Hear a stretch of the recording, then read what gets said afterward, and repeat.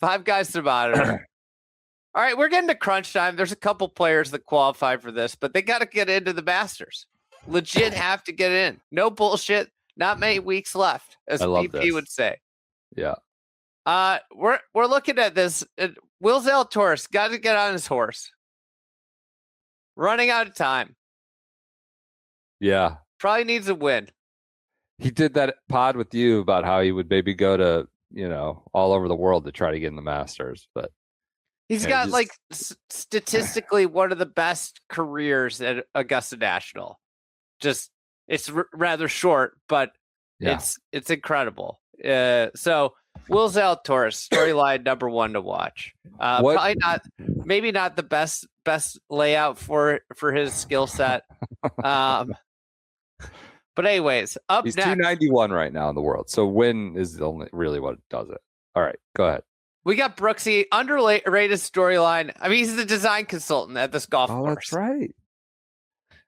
So, before he left for LIV, he had just done the design, offered a lot of insights to Tom Doak, about what would challenge a modern tour pro.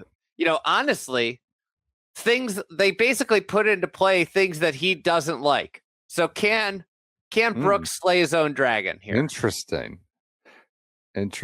He actually was pretty involved. Didn't want wanted to just not have his name on the card or whatever as a consultant. He loved getting involved in the process there. And from what Tom's told me, enlightening to Tom and his work, the stuff he told him. Okay. Number 2. Tom seemed to really enjoy working with Brooks. That's awesome. Up next, number 3. He WD'd last week. It's a mysterious WD. I hope people ask him questions. We are wondering with Sudarshan Yelamaraju. Sudarshan. I knew I was going to butcher that. Sudarshan Yelamaraju. Wondering if he's got in contact with Sydney Sweeney since the Players. We're working on it. We're on our way. Could that have been why he WD'd? Was he going on a date with her? He's like Don Quixote. He went west. He was looking for Hollywood, looking for Sydney Sweeney. He's on a journey. I like it. So anyways, is he playing inspired golf now? Because he's gotten on the radar.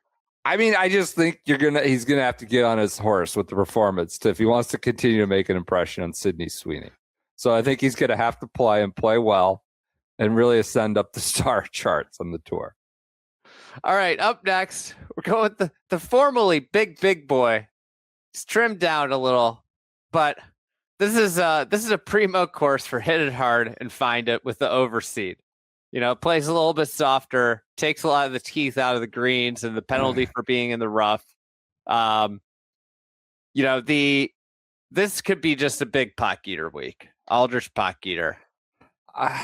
Yeah, I agree. I'm a little worried about a Carl Pedersen effect going on here, where he needs sort of the Burl. That's his magic power. It screwed up the swing. He's not been playing well. I mean, he's too thin, but hopefully healthy. I mean, he changed everything this offseason. Clubs, coach, apparel, right? Apparel, 30-pound weight loss. I think he changed agents. Yeah, this is a speed demons course with the conditioning, as we saw with Min Woo. We just send it, spray it with relative impunity based on how it's set up this week, and go get it. And so Potgieter is a good fit if he's can find his swing. I like that. And last but not least, you already alluded to him, Min Woo Lee. The chef enters into a familiar kitchen. Question is, can he cook again? He was in my models. Okay. What models are those? My cooking models? Okay. All right. Love that. So that does it for 5 guys to monitor. Did you see him today? He's like, I won at Houston and I just thought I was good enough to be a PGA Tour player because of it. And then I just got blown out to sea. Like, you can't rest. And then, he's learning to take some off of it. Like, oh yeah, maybe it's not beneficial at every course to go 195 or 190. And interesting. So, he seems to be having a much more well-rounded year or more consistent year, I should say, so far this season after really a poor second half last year. I think he's been, there's so many great and big stories and big time winners this year, but Min Woo's been a legit kind of under the radar good story of somebody who's had a lot of hype, not a lot of consistency, who's I think like rounding into being a pro. And it's funny how like declarative people get about playing the game of golf, how it's like you send it, go find it, and then a lot of guys get to the top level of the game and then they have to realize that everybody can send it the same way and find it, and actually the real juice is figuring out how to play golf and be a golfer, not just a TrackMan star. Yeah, how to evolve and get better. And honestly, he would be a full credit to the P Cup. Like that, he is a credit if he can be there. He's an entertainer. He's very popular. Seems like he's playing well enough and will likely be on the team. It would be better P Cup with him there.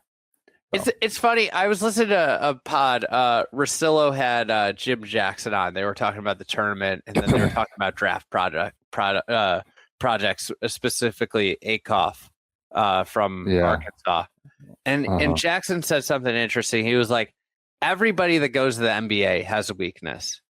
And like, I think we as golf fans need to realize like everybody that comes to the PGA Tour has weaknesses, and what defines their success is their ability to sharpen them. Yep. Get better. Good. 5 things. Do you have one and done pick for the Houston Open? Yeah, I'm going with a speed demon. Played well last week. Played well 2 weeks ago before a bad Sunday, or maybe a couple weeks before that. I'm going with our favorite Englishman, Marco Penji. Damn, this is my pick. Oh, you can take him too. Marco Penji was who I had. As soon as you started talking about Speed Demon, it's like, I wonder if that's where he's going. That's a good pick. I had Marco Penji or Penge, depending on how you want to pronounce it. Pronounce it however we wish.